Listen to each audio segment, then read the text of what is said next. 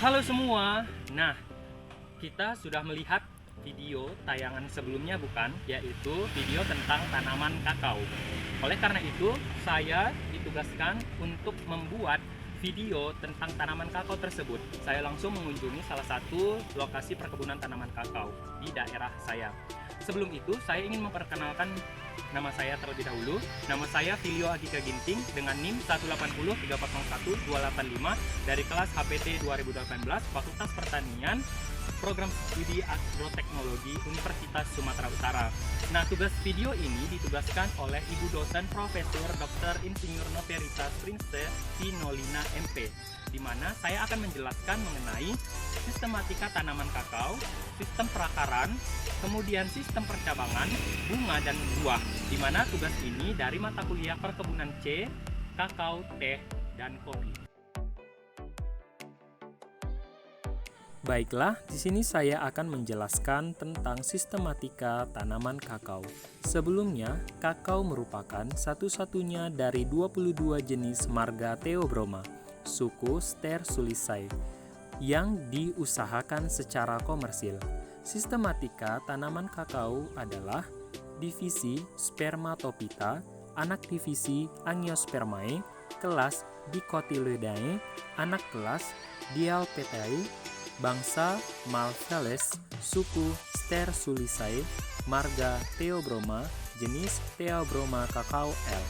Beberapa sifat penciri dari buah dan biji digunakan sebagai dasar klasifikasi dalam sistem taksonomi tanaman kakao. Baiklah, di sini saya akan juga menjelaskan bagaimana sistem perakaran dan bagaimana batang dari tanaman kakao. Oke, untuk lebih lanjut ikuti penjelasannya.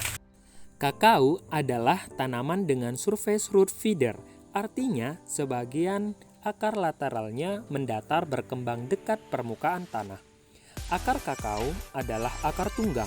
Pertumbuhan akar kakao bisa sampai 8 meter ke arah samping dan 15 meter ke arah bawah. Kakao yang diperbanyak secara vegetatif pada awal penumbuhannya tidak menumbuhkan akar tunggang, melainkan akar-akar serabut yang banyak jumlahnya. Setelah dewasa, tanaman tersebut menumbuhkan dua akar yang menyerupai akar tunggang. Di sini saya akan menjelaskan sistem percabangan dan daun daripada tanaman kakao itu sendiri. Oke, langsung saja ikuti penjelasannya.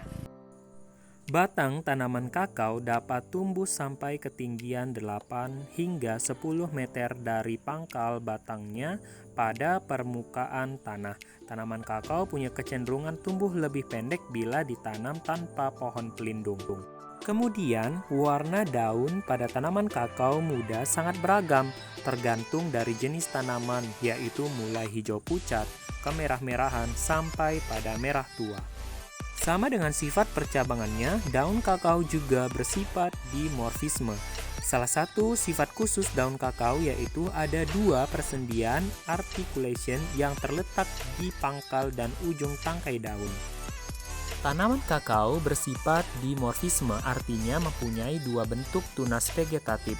Tunas yang arah pertumbuhannya ke atas disebut dengan tunas orthotop, sedangkan tunas yang ke samping disebut plagiotrop. Kemudian di sini saya juga akan menjelaskan tentang bagaimana buah, bunga, dan biji daripada tanaman kakao. Kita bisa melihat ini adalah buah dari tanaman kakao serta bunga, dan nanti saya akan juga menjelaskan bagian biji dari tanaman kakao. Ikuti penjelasannya. Tanaman kakao bunganya bersifat cauliflori, artinya bunga tumbuh dan berkembang dari bekas ketiak daun pada batang dan cabang. Tempat tumbuh bunga tersebut semakin lama semakin membesar dan menebal atau biasa disebut dengan bantalan bunga. Warna buah kakao sangat beragam, tetapi pada dasarnya hanya dua macam warna. Buah yang ketika muda berwarna hijau atau hijau agak putih, jika sudah masak akan berwarna kuning. Sementara itu, buah yang ketika muda berwarna merah, setelah masak berwarna jingga. Biji tersusun dalam 5 baris mengelilingi poros buah. di mana jumlahnya beragam, yaitu 20 sampai 50 butir per buah. Biji dibungkus oleh daging buah yang disebut pulpa yang berwarna putih. Rasanya asam dan diduga mengandung zat penghambat perkecambahan. Halo, baiklah demikian video tentang penjelasan bagaimana sistematika daripada tanaman kakao, kemudian sistem perakaran, cabang, kemudian bagian morfologi daripada daun, serta buah, bunga, dan biji daripada tanaman kakao. Kiranya video tentang penjelasan yang saya sampaikan ini boleh bermanfaat bagi kita semua. Terima kasih untuk teman-teman yang sudah menonton, serta ibu dosen yang sudah melihat video saya ini. Jika ada salah tutur kata saya dalam penyampaian penjelasan, saya mohon minta maaf. Kiranya diberikan dukungan sehingga saya boleh memberikan ataupun membuat video selanjutnya dengan baik lagi. Terima kasih, sampai jumpa.